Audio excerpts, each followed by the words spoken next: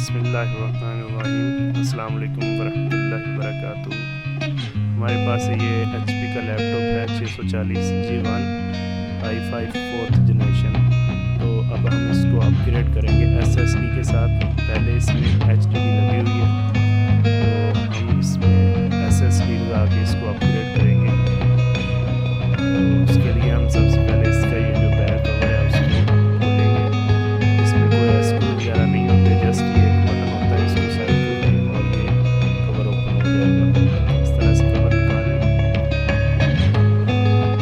तो इसके अंदर यहाँ पे HDD लगी हुई है। अब हम इसको HDD को पहले खोल लेंगे। HDD के ये चारों स्क्रू खोलने के बाद इस तरह से